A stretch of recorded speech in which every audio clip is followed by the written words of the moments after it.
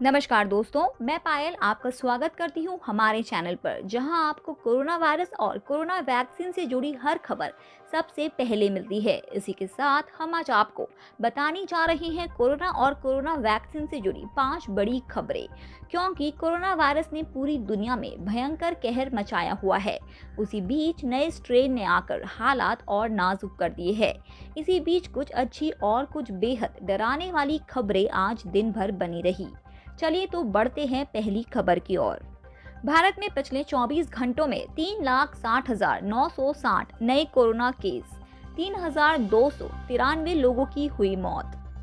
पूरी दुनिया में कोरोना मामले कम हो रहे हैं, वहीं भारत में संक्रमण के मामले रोजाना एक नया रिकॉर्ड बना रहे हैं। देश में मौत का आंकड़ा 2 लाख के पार पहुंच चुका है।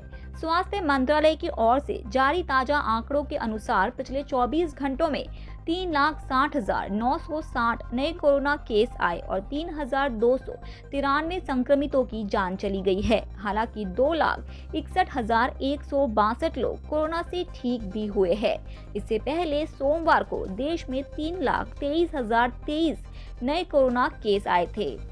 चलिए देखते हैं देश में आज कोरोना की ताजा स्थिति। कुल कोरोना केस 1,79,97,267। कुल डिस्चार्ज 1,48,17,371। कुल एक्टिव केसेस 29,78,709। कुल मौतें 2,01,187। भारत की मदद को आगे आई अमेरिकी कंपनियां, बनाई ग्लोबल टास्क फोर्स। कोरोना की दूसरी लहर के दौरान ऑक्सीजन की कमी से निपटने के लिए जहां एक तरफ भारतीय कंपनियां आगे आई हैं, वहीं दूसरी तरफ अमेरिकी कंपनियों ने भारत की मदद के लिए एक ग्लोबल टास्क फोर्स तैयार की है। ये टास्क फोर्स भारत को कोरोना महामारी से निपटने के लिए सभी जरूरी सुविधाएं मुहैया कराएगी। भारत और अमेरिका के बीच व्यापार को बढ़ावा देने वाली यूएस इंडिया बिजनेस काउंसिल और उसके पेरेंट संगठन अमेरिका चैम्बर ऑफ कॉमर्स ने 40 से अधिक कंपनियों के सीईओ के साथ मिलकर global task force on pandemic response mobilising for India का गठन किया है। ये कोरोना महामारी में भारत की मदद के लिए बना एक नया पब्लिक प्राइवेट पार्टनरशिप फोरम है। कोरोना वायरस का भारतीय स्ट्रेन ज्यादा तेजी से है फैलता, लेकिन अधिक घातक होने के प्रमाण बहुत कम।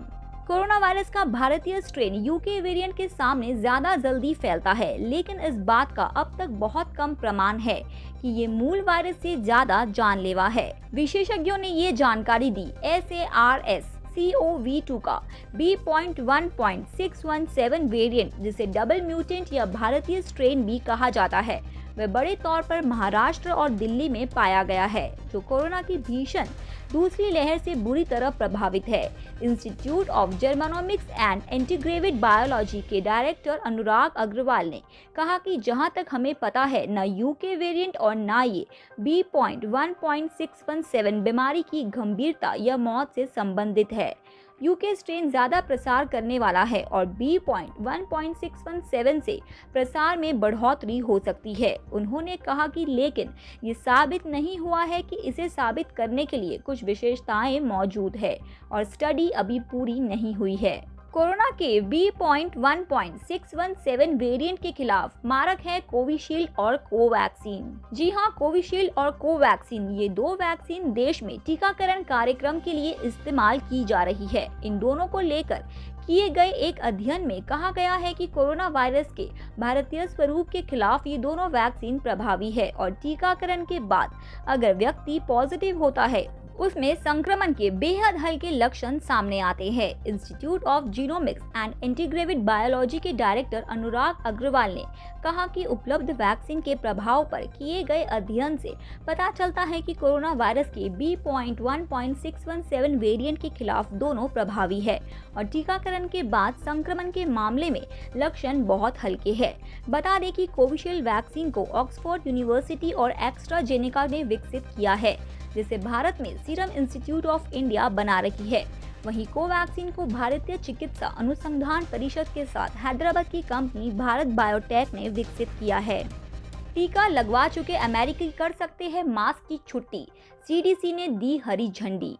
अमेरिका के स्वास्थ्य अधिकारियों का कहना है कि पूरी तरह टीकाकरण करवा चुके अमेरिकियों को अजनबियों की बड़ी भीड़ छोड़कर अन्यत्र मास्क लगाने की जरूरत नहीं है।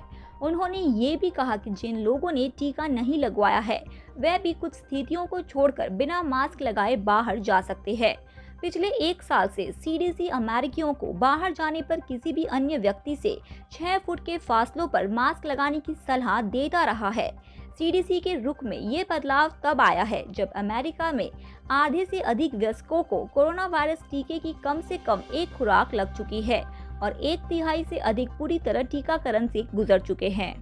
तो दोस्तों, ये थी कोरोना वायरस और कोरोना वैक्सीन पर आज की बड़ी खबरें। यदि आपको न्यूज़ अच्छी लगी तो वीडियो लाइक करें और अपने विचार हमें कमेंट कर बताएं और चैनल को सब्सक्राइब करना मत भूलना। और ऐसे ही कोरोना और कोरोना वैक्सीन से जुड़ी अन्य खबरों के लिए आप हमारे चैनल पर जाकर देख सकते हैं। धन्यवाद।